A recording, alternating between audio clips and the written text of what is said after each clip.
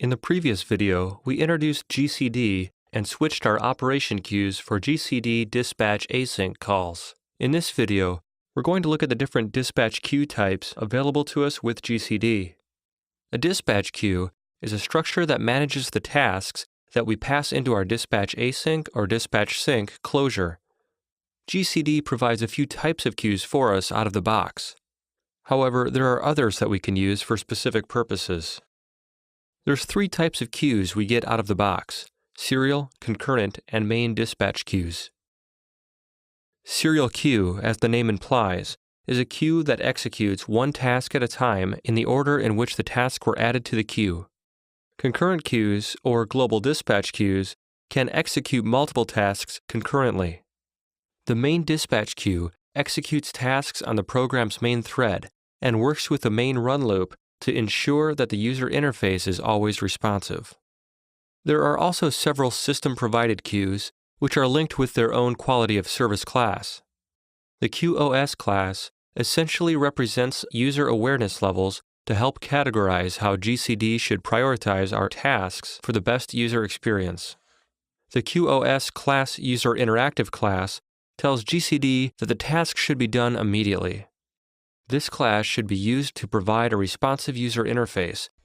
The QoS class user-initiated class represents the type of tasks that are initiated from the user interface and should be performed asynchronously.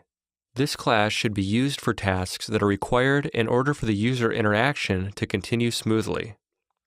The QoS class utility class is for long-running processes, generally used with user-visible feedback like a progress bar. This class is best used for networking or lengthy computations. Then there's the QoS class background class, which creates a background queue for the tasks that the user isn't aware of. This class should be used for tasks like prefetching data, background refreshing, and other tasks that aren't time-sensitive. To learn more about QoS classes, please visit this video's resource page. Let's take a look at a very common use case for these QoS classes. Here we have a familiar NSURL session and data task with request. This task comes with a trailing closure, as we've seen previously. This closure will run after our connection has either failed or succeeded. The code within the closure does a small operation before attempting to update the user interface.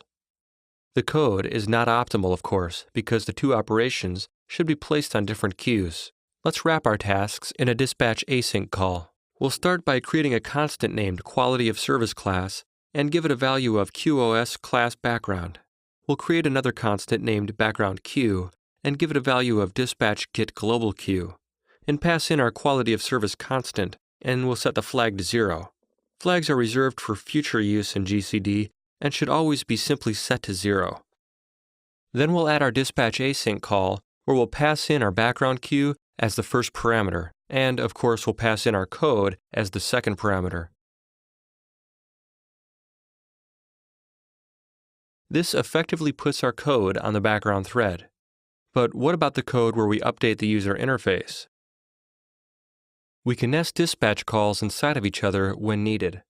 So, we can make a new dispatch async call, and this time, we'll simply pass in our desired values directly rather than creating constants.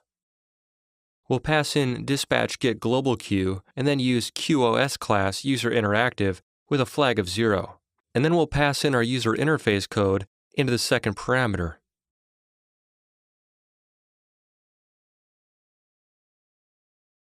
In this video, we introduced dispatch queues and quality of service classes. In the next video, we'll see how we can use GCD to postpone code execution until tasks have completed.